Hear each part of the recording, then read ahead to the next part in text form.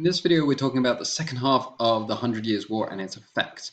First half of the Hundred Years' War had gone very well for the English. They were using a new style and strategy of warfare, and they defeated the French in a number of battles, forced the French to sign the Treaty of Brittany. The French paid a large amount of money for the return of their king, who had been defeated, and were supposed to give up all the territory that you see in light red or pink here. So this would be very much a restoration of the English Angevin Empire into French territory. However, in the end, this doesn't happen. And so the years after 1360, we see a series of English failures. The first is that just on the ground, local French rulers refuse to give up their castles to the English. It takes a long time to lay siege to and force each castle to surrender. So this is a painstaking process. By the time you've reduced one, another one has rebelled. And so the English are not able to gain control of this territory that they're supposed to receive as part of this treaty. In an effort to move things further forward, the Black Prince joins an ongoing civil war in Spain. And so the idea behind this tactic is that he's going to join the civil war, he's going to help one side to win, and after they've won, they'll help him take full control of this territory. However, his army and the side that he supports in Spain are defeated, and after this, you now have Spanish opposition to the English in this part of southern France as well. So it actually adds an ally to the French rather than an ally to the English. In 1377, the Black Prince dies. He dies of the Black Death. And so this is something that we'll see throughout this period. The Black Death doesn't go away in 1355.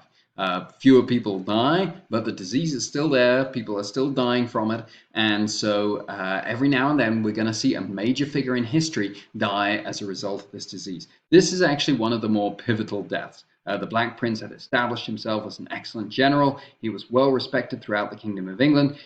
After his death, his father dies the next year, and so the new English king is just a child, Richard II, and so this means that there's no strong leader of England to continue to push the war. Fortunately for the English, the French also have a child ruler, or what we say a minority ruler, a ruler who's under 18. Almost always when this happens, the kingdom is just trying to maintain stability, trying not to devolve into civil war between the two factions, so it's not really in a position to attack its neighbors or its rivals. So there's kind of a period where there isn't much warfare going on until we get into the 15th century. In the 15th century, we have a new English dynasty called the Lancastrians. And one of the kings of this dynasty is Henry V. Henry V already established himself as a great general, or an experienced general at least. And so in 1415, he launches a new invasion of France. And this invasion is initially successful. The Battle of Agincourt, the English win another victory over the French using these same tactics, provoking the French to charging against massed archers, and the archers shoot them down and defeat them. After Agincourt, Henry is able to capture Paris, the capital of the French kingdom, and force the French to agree to a new treaty called the Treaty of Troyes in 1420. By the terms of this treaty, when the current French king dies, Henry V will succeed him as the King of France. And so now it feels as though the English have won.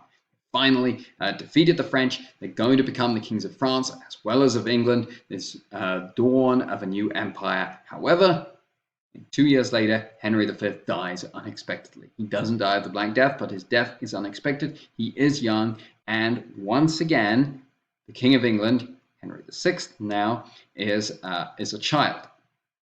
And so this means that the English are weakened, but they nevertheless continue to win victories. And so by the time we get to 1429, most of the parts of France that have high population, big cities, major centers have been captured. And the city of Orléans is holding out. You can see Orléans here on the map. But if the English capture Orléans, there's not really much in between them and capturing the rest of France. And this is where our first major Renaissance figure enters on the scene. And this is the figure of Joan of Arc. One of the things that's really rewarding about this course and studying this period in history is that we get to focus on individuals. Individuals in a chaotic situation play a more significant role. That's because the situation is chaotic. What individuals are able to do, how they're able to affect a situation, they have more power than they would have ordinarily. You think about a crisis situation, what an individual does in a crisis situation is typically more significant than if you already have an established pattern of how things should go. So what is the story of Joan of Arc? She came from a peasant background. She was illiterate, although throughout her career she displayed a fine ability to debate and argue with those who opposed her. At the age of 13, she claimed to hear the voices of angels and saints who were calling on her to take a vow of perpetual celibacy and to save France. She convinces the Dauphin, so this is the heir, the title, Dauphin is the title of the heir of France. And because the English have been so successful, he hasn't been able to be crowned yet. She convinces him to appoint her as the general of the French armies. She is the first man or woman ever to have supreme command of the entire armies of a nation. Even Alexander the Great was not this precocious. And in 1429, she relieves the siege of Orleans, drives the English away from the city, and then wins a series of victories that enable the Dauphin to be crowned King of France as Charles VII in the city of Rheims. And it was very important for the French king to be crowned in this city. This was the city where all French kings had been crowned in the past, and so for the French king to be recognized as legitimate, typically had to be crowned in this cathedral. So these are some of the achievements of Joan of Arc. She was a successful general against one of the greatest armies in Europe at the time. And so people have asked, is it the English were weaker? Is it just that Joan was a source of inspiration? But it seems that the English themselves definitely saw Joan as a threat. And so when Joan is captured, they demand, they're willing to pay a very high price to make sure they can imprison Joan and make sure she won't fight against them in the future. So there's a sense that certainly in the sources that we read at the time that Joan was not just a figurehead. She was also a real strategist and a tactician who was able to defeat this very successful army. Charles grows jealous and fearful of Joan, and so he betrays her to the English. And the English pay, as I said, several $100,000 in modern money to gain control of Joan. She's placed on trial, and initially she's on trial for witchcraft, which was a crime in these times. Her answers are so effective because it's obviously a political stitch-up. No one really thinks she's a witch. They just want to get her out of the way. The English want to get her out of the way, and they want to convict her as a witch. But her answers are so persuasive that the English think that she's turning the audience against them. And so they make the trial private, and they are able to convict her of sorcery and heresy, and she is executed. Later, this is considered a martyrdom. And so the trial the trial that convicts Joan of Arc is overturned 25 years later. So that doesn't help Joan, she's still dead, but it's basically a validation that the trial was illegitimate, corrupt, and politically driven. So what can we say about Joan? What does Joan tell us about this period? Joan is a code breaker. She's someone who leads an army as a teenage girl. That was something that had never been done before. So she's an individual who's breaking some of the molds of the society, or breaking some of the patterns of the society. And there's a line attributed to her that God helps those who help themselves. I think, and of course, we're not entirely sure, can't be completely sure that Joan actually said this, but this was a phrase that was attributed to her. This to me is really interesting. It's a sign of the individualism that we see in this period. I don't think a medieval person would have said something like this. And so Joan saying this reflects the individualism that's coming to the surface in this culture, in this society, faced with destructive wars, destructive plagues. People are becoming more focused on individuals, are more focused on what individuals can achieve during this period. She's complicated relations with the church and with the king. It's the king who supports her but then betrays her. It's the church that convicts her, but some members of the church vehemently oppose this conviction, reverse this conviction 25 years later.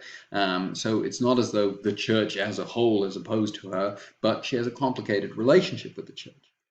These are also themes of this period. What is the relationship of the king with individual subjects? What is the relationship of the laity with the church? These are questions that people are asking at this time. Mark Twain was a devout agnostic, if it's possible to be a devout agnostic, who hated organized religion, but he loved Joan of Arc. He spent 12 years researching her story. He said that she was the only unselfish person in history. Showed something that everything that people can call great. So this is the story of Joan of Arc. Despite the fact that Joan is dead and is executed, she had already turned the tide of the war. And in the years that followed, the French would move very quickly towards reclaiming all of their territories and winning ultimate victory in this war. And this was partly through the use of artillery.